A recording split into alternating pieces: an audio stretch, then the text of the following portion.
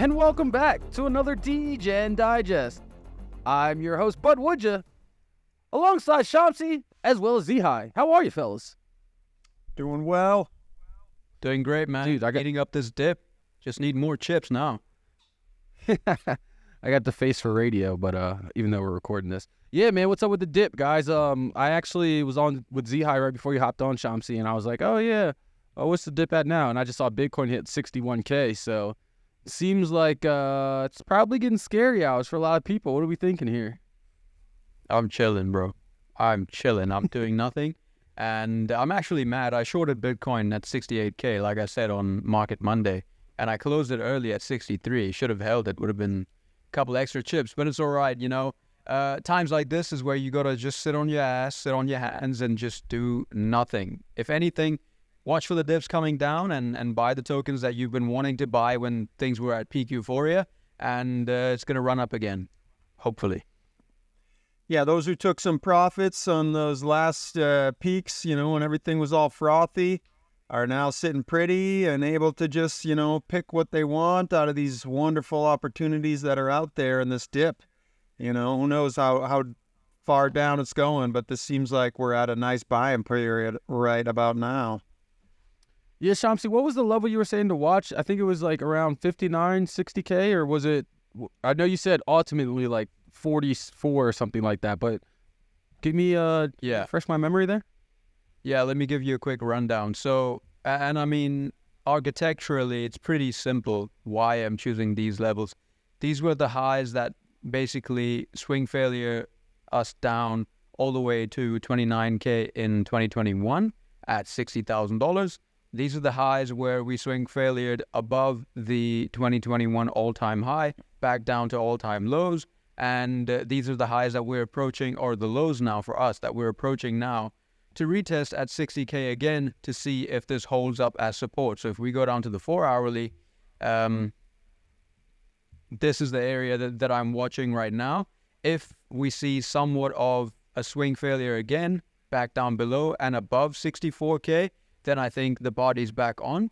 Or if you really want to play a bit more conservative game, then wait for it to claim 69K and then we can aim for higher highs.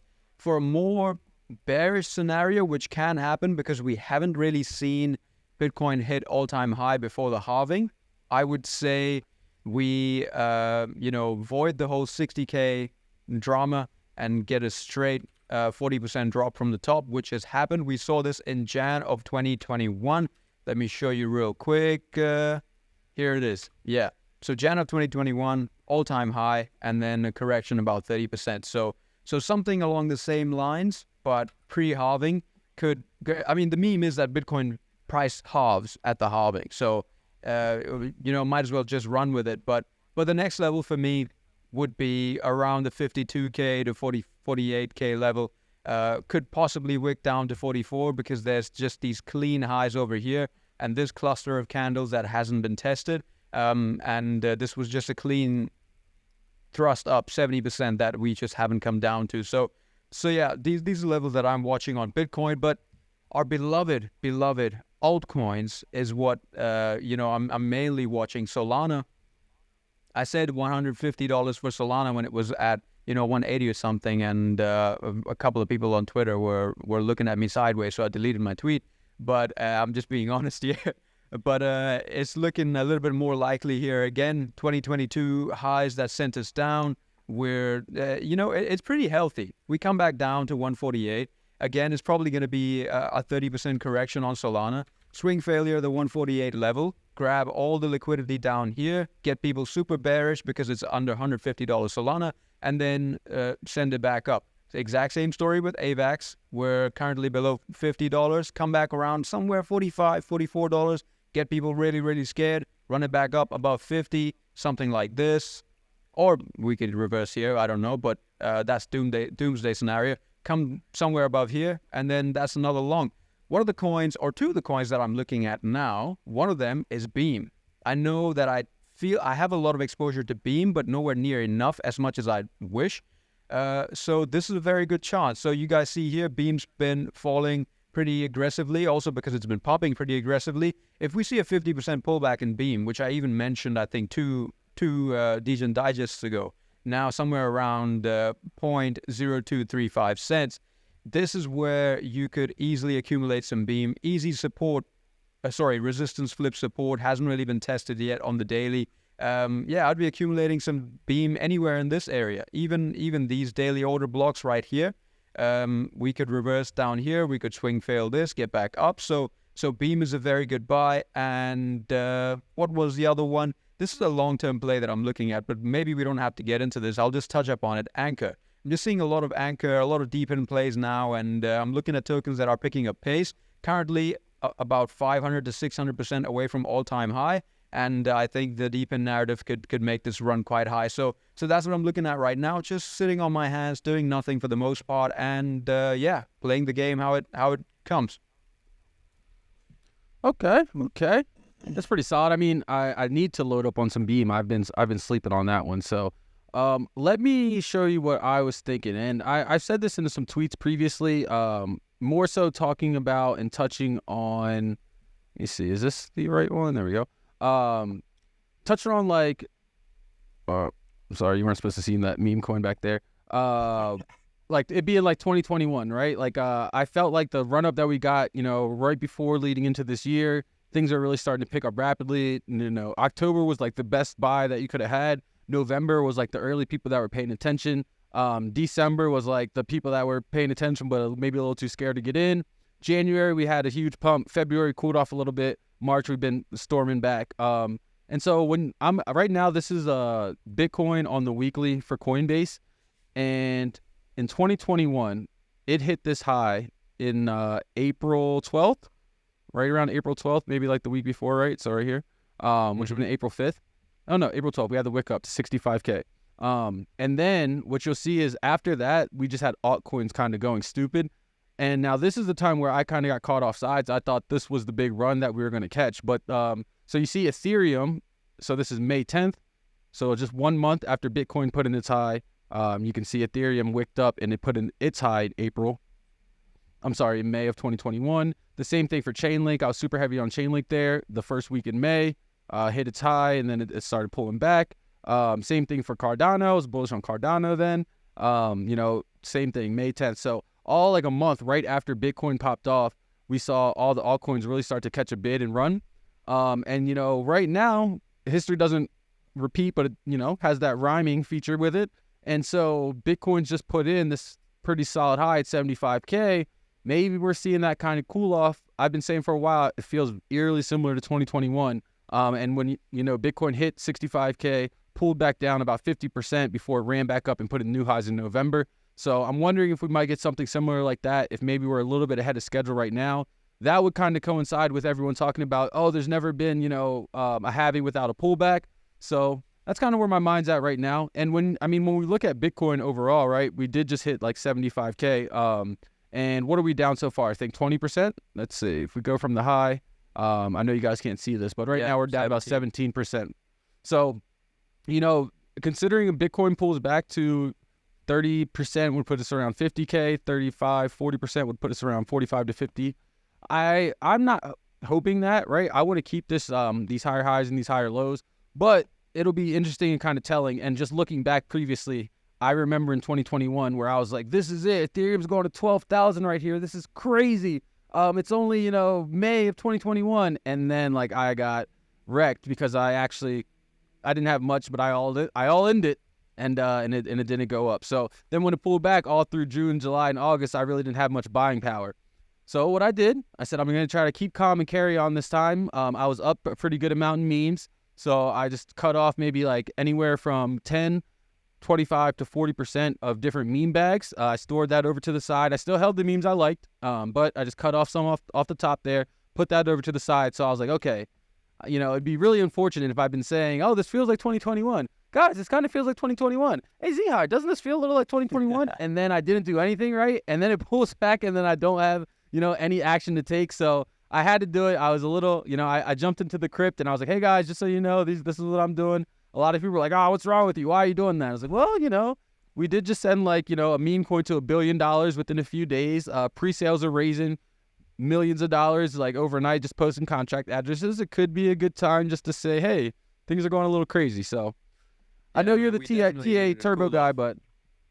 but yeah, it just seemed like some things were a little overheated there. So Yeah, I was speaking to Karush, AK. I don't know if you know him. He's a pretty big trader online, and I said to him that I'm rotating my meme coin bags into microcap AI coins. A couple of them we were supposed to discuss in last week's show before I got botted because of Mint Defense beefing with other companies. No shade to Mint Defense, by the way. But yeah, a couple of people, when I told them that I'm rotating not all of my meme bag profits, I wish I rotated more or kept more in stables, took more profits, but some of them, some of the dry powder that I saved, I'm looking at it now and it was a very good decision. And this is a decision I would not have made in 2021, so I think that's improvement right there. Never lose taking profits. Straight up. yeah, it doesn't hurt, especially when you're up, right? It's like I've played the round trip game. Now I'm only trying to round trip flights, so not my bag. Yes, sir. All right, man. What else? What else we got going on? Well, first off, just say that this wonderful TA session was brought to you by Virtue Poker, our sponsor. We want to shout them out. We're hoping that they're going to come visit us. We'll have Ryan over here, their founder, on with us again next week. So look out for that. And thanks to our sponsor, Virtue Poker. Yeah, and real quick, I mean, Virtue Poker looks like it could be one to be watching out. Catching a nice little dip on some VPP. I had to grab some more because I wanted to enter one of their tournaments. Their tournaments are kind of growing pretty quick, so I know they just had one of their biggest tournaments ever with, I think, 250 people in it. So if you don't have any VPP, get you a bag and get in there, my friends. Yeah, and they're making some great collaborations with other projects as well. So their IP is growing very nicely. I'm loving what they're doing over there. And if you caught Market Mondays, you heard about them going a little cross-chain too. So, I'm a big fan of that. I'm a fan of the Omni-chain. So shout out to Ryan and the team at VPP. This video is sponsored by Virtue Poker, which is your all-in-one destination for creating poker games, organizing tournaments, and connecting with friends. There's customizable features and the ability to form your own poker club. So it's the ultimate platform for enhancing your skills and playing with your community or outside it. Visit virtue.poker to get started instantly. All right, Chomsky. What are your meme bags looking like, Z-High? What are your meme bags looking like? Where are we at, man? Where's the actionable alpha? What are we doing right now? Meme bags. You seriously? Yeah, you still talking meme bags? I mean, is that still the play? Well, if they've got rotated, I'm saying where are they at now? Like if the rotation was happening, where's the action? Where can we do? I mean, I don't know if we want to jump into this little quick segment, but I still think there's some action to be had with the memes. I just think they're kind of migrating to a few other places. Should we jump into that? Here we go. I'm smelling an AVAX meme shell coming here.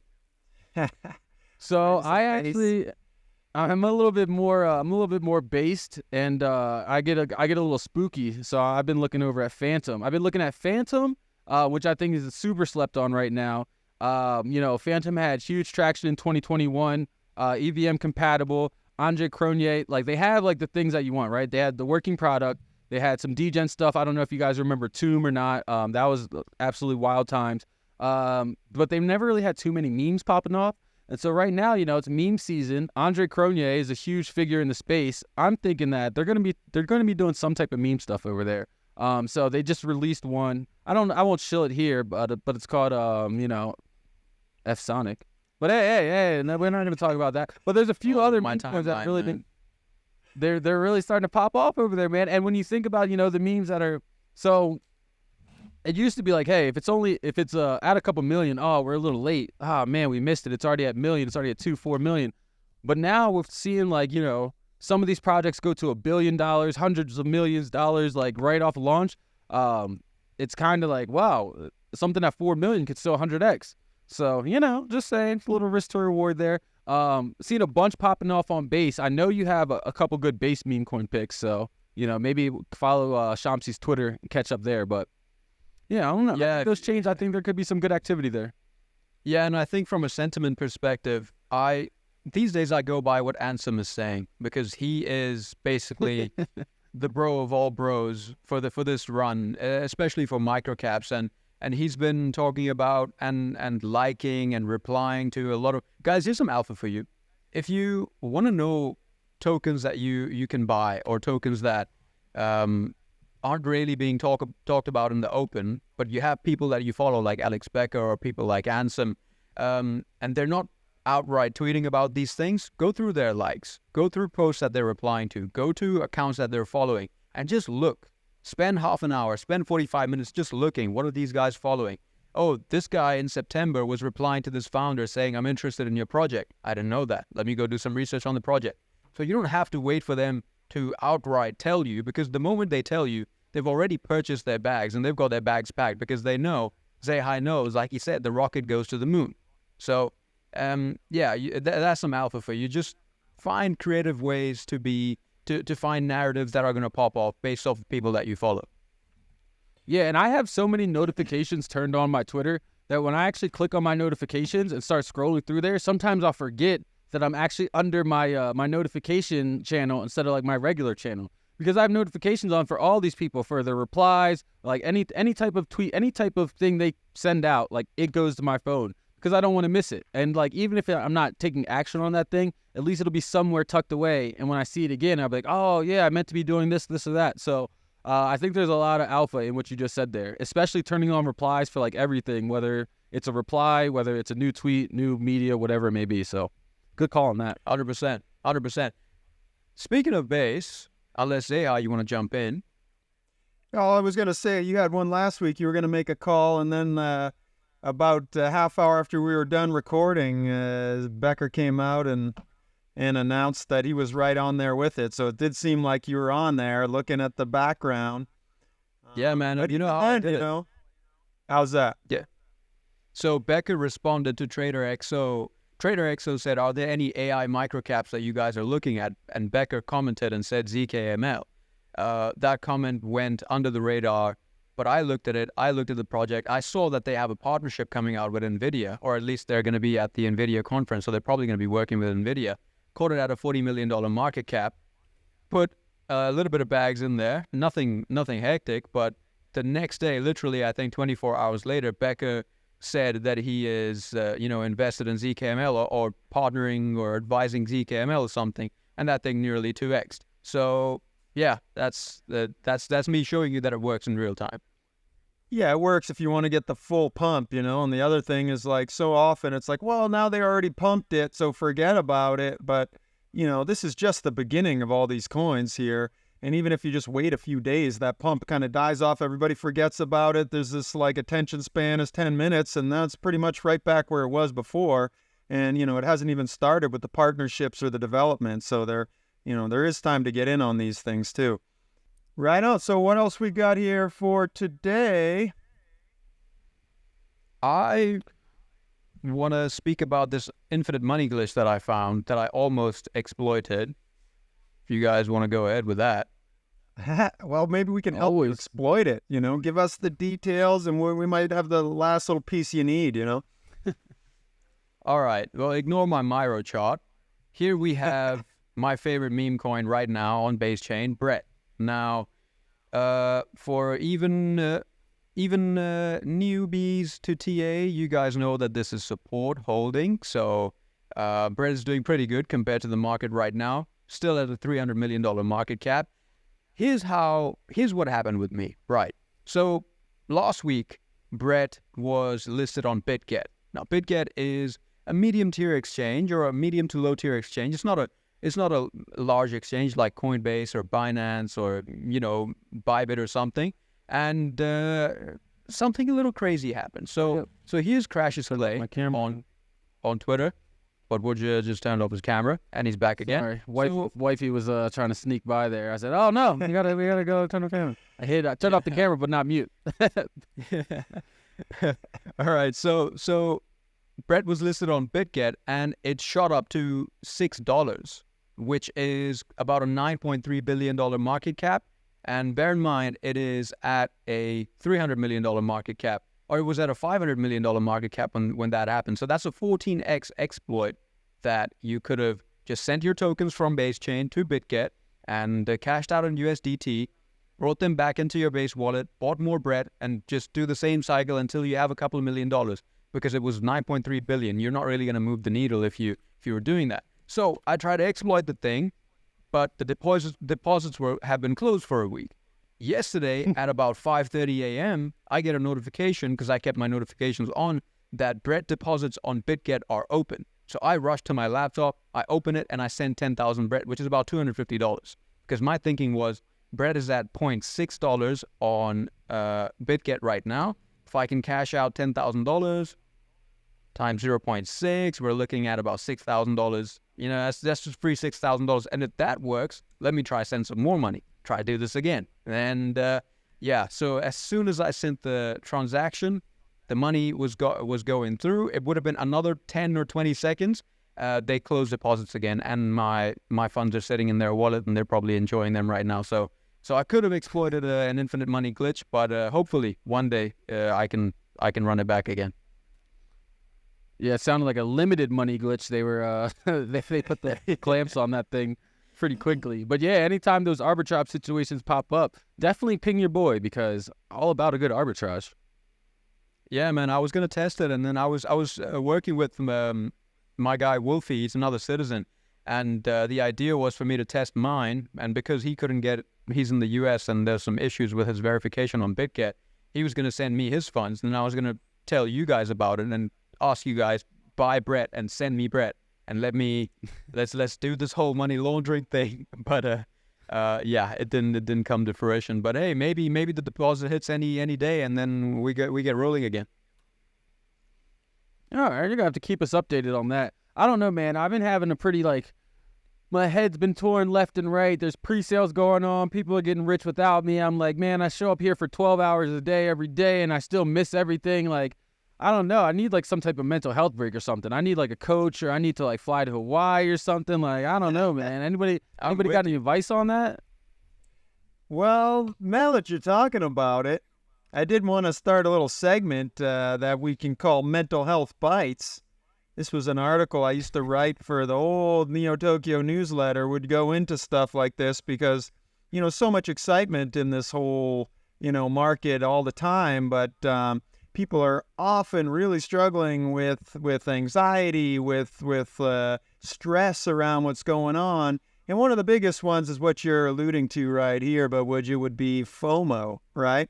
And, you know, we can touch on these on a regular basis.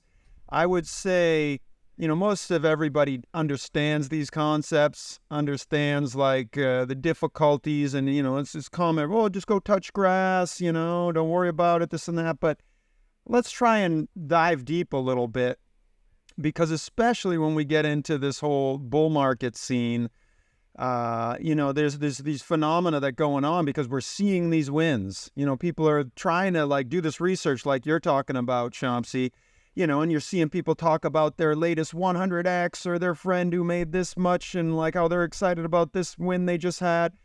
And it always feels like, shit, I'm missing out. I'm putting in all this time, but you know, where's all the W's? And then even sometimes when we get the W's, they're not quite as good enough for whatever we want. So I just want to take a look at a couple aspects that could kind of help us, you know, dialing in on the expectations and our beliefs, right? Specifically, expectations. What is our expectations as to what we want to achieve, you know, in this bull market? Right. I've talked to you guys, a lot of the friends on Market Monday.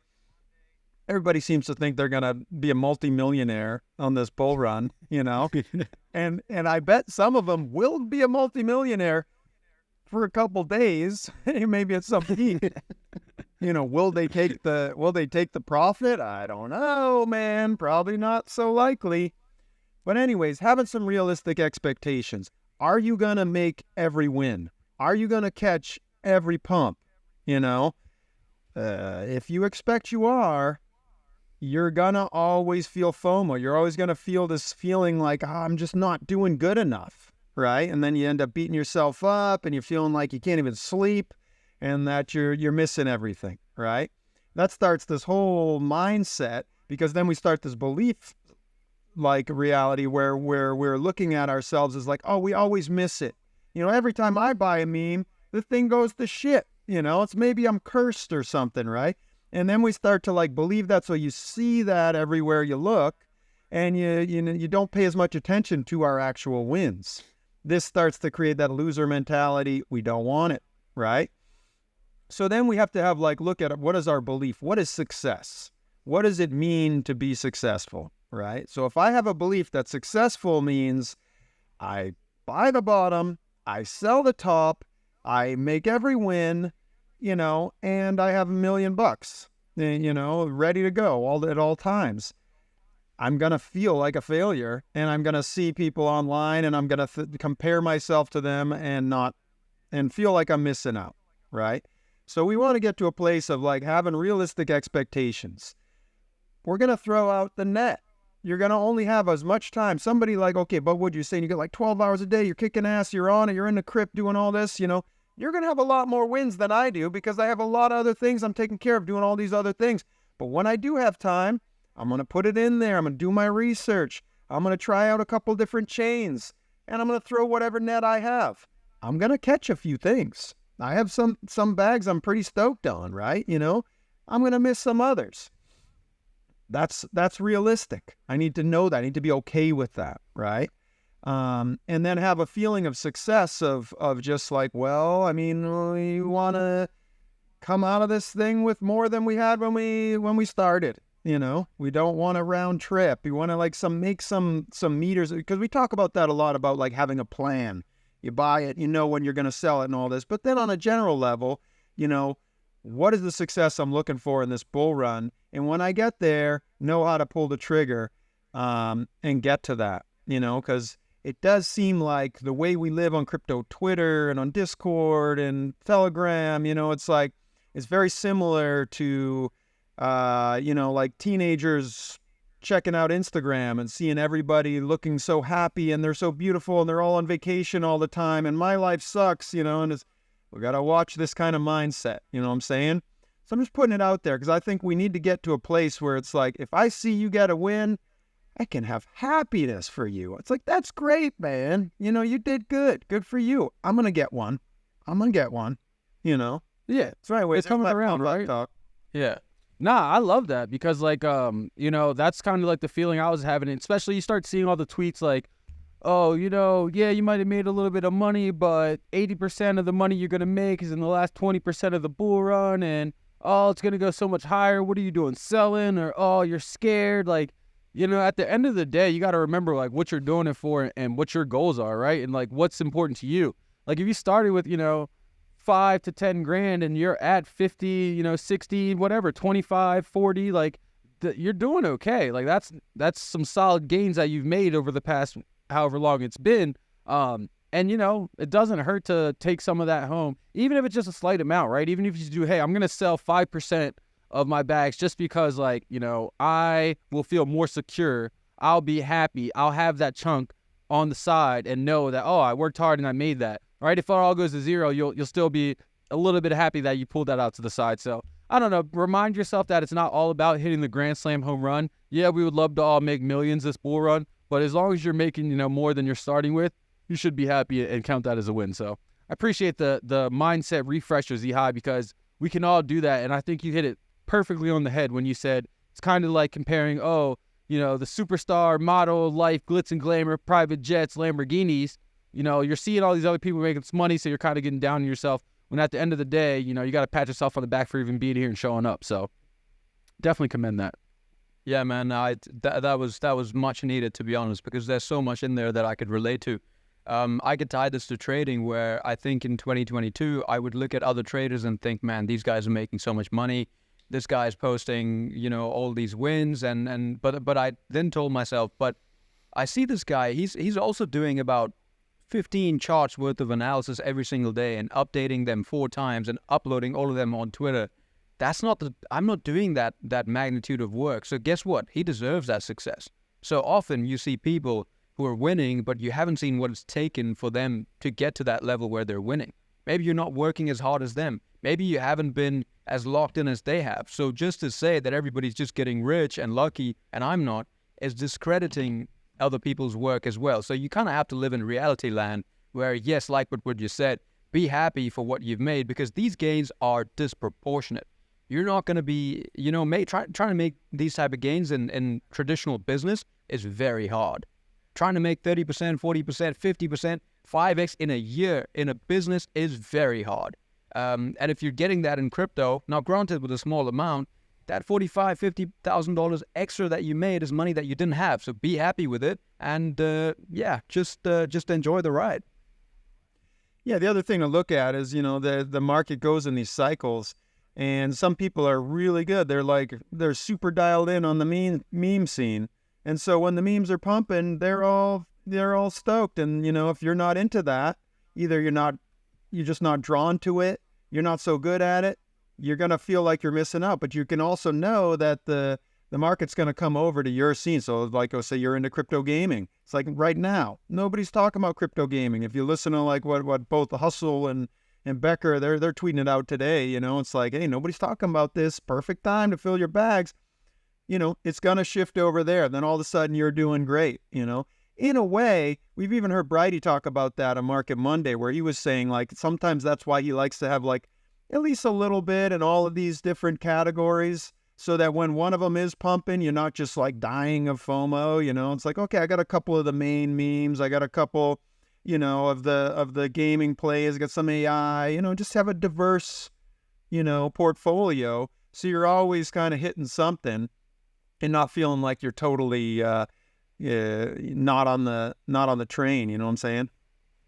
1,000%, man. We need more of these segments, guys. W's in the chat. We need more of these segments, honestly.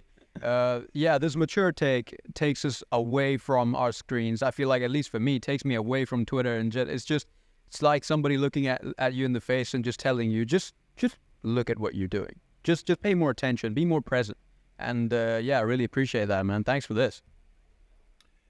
Yeah, we'll be regularly checking in on that, especially during the bull run when everything's cruising. I mean, the bull run, the bear market, everything has like different challenges, I would say, right? But got to take care, got to stay in balance if we want to get ahead and stay ahead, for sure. You ain't never lie. All right, what else we got? What other topics we touching on tonight, guys? We covered memes, we covered Shamsi's infinite money glitch. We got some TA of what we need to be watching out for. Did the mental health break. The only thing I was talking about was just some of those volume flows. Like, all right, if you had to guess, what chain has the highest TVL out of all the chains? This is for you viewers. It should be a layup. Obviously Ethereum, right? And if these two fools didn't know, I asked them before the show, so they got a little insider insight. But surprising to my knowledge, the second highest TVL chain is actually Tron. Like, what do we think about that? Is that some insider stuff we don't know about? Is like Jay's son, I know he was paying for lunches with Warren Buffett for like $100 million and doing these crazy things. Like, what's up with Tron? Do you guys got any like insights on why Tron has the second highest total value locked, according to DeFi Llama, out of all the chains? Man, I don't know why, but I do know that there's a lot of whales that use Tron for their transactions just because of the speed of the network. It's basically the XRP that actually kind of works and does what it's supposed to do. I've seen a lot of, back in the day, I've seen a lot of paid groups that take Tron USDT as payment, and it's so hard. Even now, it's so hard to find bridges for you to bridge your ERC20 tokens to your, I believe it's called TRC20, if I'm not mistaken, on to the Tron chain. So my only knowledge is that there's a lot of whales with big money that use it because it's like this rebellious chain that is trying to not conform and trying to not change and trying to not really upgrade and update too much because it does what it's supposed to do quite well. There might be a lot of passive yields on Tron because a lot of people keep their USDT on there. But this news was very surprising to me, to be honest. Yeah, I'm not seeing much in the news either about it, like any big partnerships. I mean, they had, Merlin Chain partners with them a few weeks ago. They had Into the Block integrating with them. But, I mean, these aren't some big partnerships or anything. So that is a bit surprising. I was wondering if they maybe, did a little paid ad with DeFi Llama or something. Hey, put us at the top. But I guess not. The stuff is pretty legit. So, got to believe it. Yeah, Yeah, I used to use analysis a lot, but I've been on DeFi Llama for some time now. It seems like everything is pretty accurate over there. Those guys do a good job. I mean, the fees collected from Tron over the past 24 hours, 1.7 million. When you compare that to chains like Solana at 3.29 million, or even Binance at 1.35 million, it's kind of wild. So, you know, I don't know what's going on with Tron. Maybe it's something to watch out. Maybe there's some like hidden corner of the Web3 world that's hanging out over there, but definitely keep an eye out. Also kind of surprising when you look at the top 10 of TVL. I'll just raffle it off really quick. You got Ethereum, Tron, Binance, top 3. Then we got Solana, Arbitrum, Bitcoin. And then rounding it out, Avalanche, Polygon, Optimism, and Blast. So, surprising enough, Blast has that new game. I think it's called Crypto Valley's out. Shout out to Vidar. I saw him tweet about it. Went and checked it out. And I think it might still be doing something. It's kind of like the DeFi kingdoms of Blast Network. So I don't know too much about it, but I know that eyes are on it. So you guys might want to look into that. We know DeFi kingdoms really had like this super pop off. So if it catches any type of traction like that, it could be, you know, something similar. Are you guys farming on Blast or anything? Because I'll be honest, I've been lazy with that, and I should probably, you know, get my act together. I know Zai said he's got some exposure. I have 0 exposure. I should probably get some. What do you think? It's fun. I mean, it's worth getting over there, getting some funds over and playing around. Definitely going to be something coming back from it. I mean, the way I play these is like it's rainy day stuff. You know, you got a little time on your hands. You go on one of these and you start playing with the different protocols and programs they got going on there. You know, somebody drops a good link like we saw Vidar do, jump over and play around with it. That thing went crazy, though. Before you even had time to get in there, it's like he really called that one quick. So sometimes you got to get on it quick. But I wouldn't FOMO it. Yeah, definitely never try to FOMO. And if you are going to FOMO, whatever amount you're about to FOMO in, I would say do 25%. That saved me a bunch of times when I'm like, oh, this is popping off, you know, I want to put, let's say, $1,000 into it.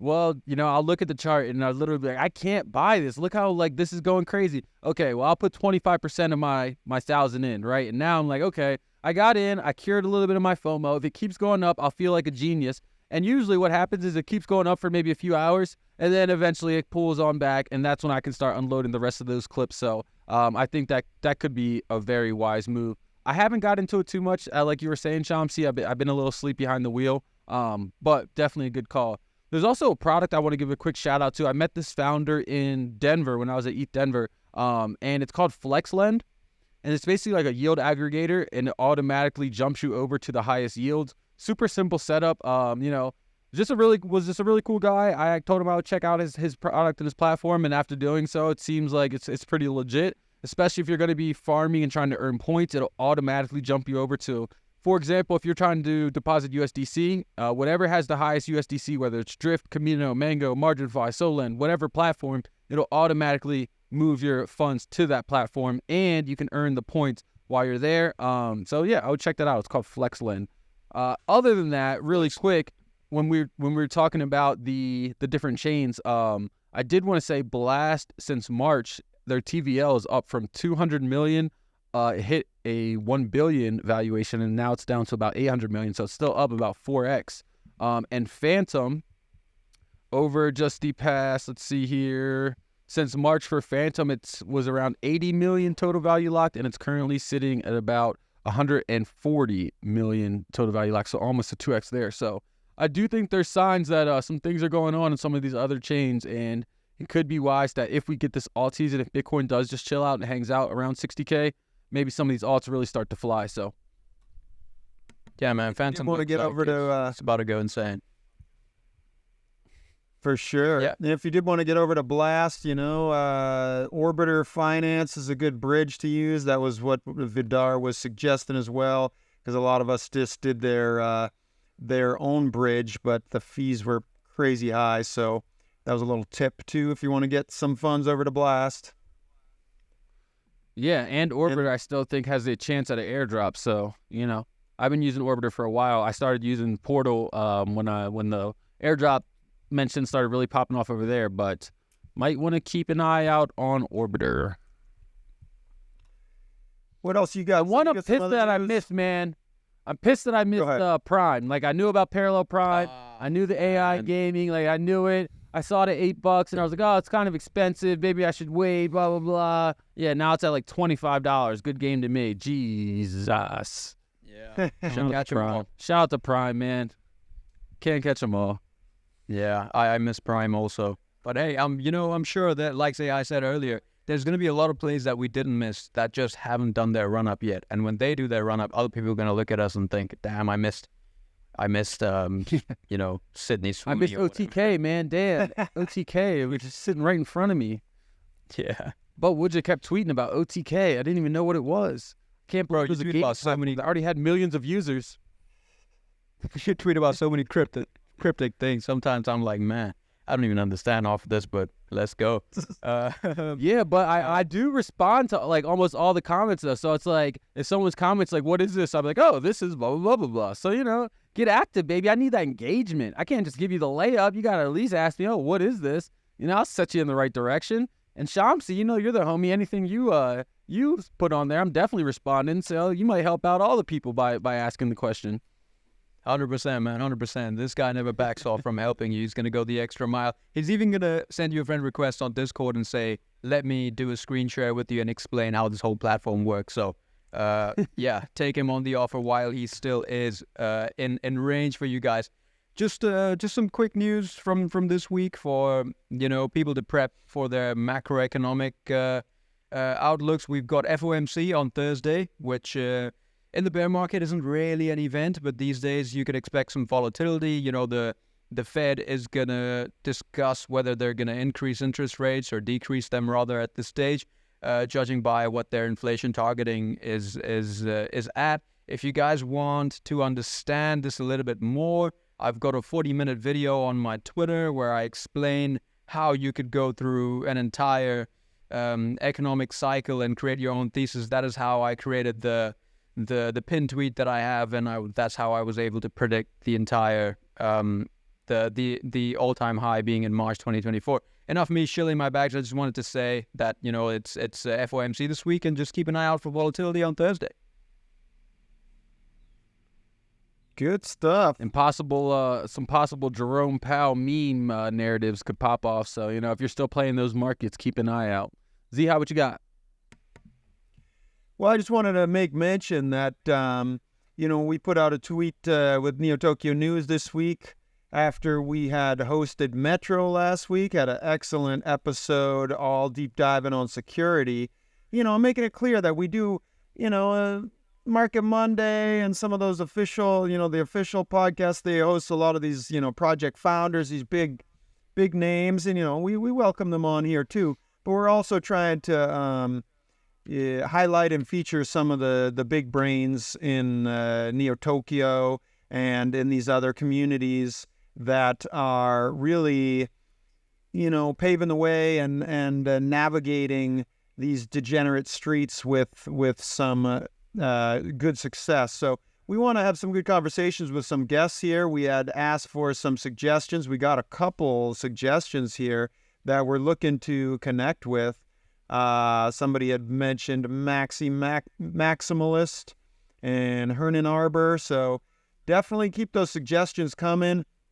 We're all also open to the idea, and I'm thinking that it might be fun to do some of these shows live and try and get some interaction, and get some people more involved. So these are a couple things that we're looking at, in the upcoming weeks. So stay in touch with us through Neo Tokyo News Twitter. Make sure to follow our newsletter. We're going to have a nice deep dive feature on Castle of Blackwater this week. They're going to be running an IDO here in the next couple days, I believe. So check that out when it comes out. On Fridays, we drop our newsletter every week. So that's my little pitch for what we got going on. Yeah, man. What do you think here? I think we're about ready to wrap for the week. Yes, sir. I think this was a pretty neat show. Yeah, Times. the ups and downs, just like a roller coaster. We're gonna give it to you straight. We're gonna give it to you raw. I'm not going to keep going with that joke. We got the Gong Man in the back. We got Shamsi, Terminator glasses. Throw him on for us one time. He's been killing stuff. It's a friendly family show, guys. We appreciate you coming on. We'll see you next week when you tune in to the Degen Digest.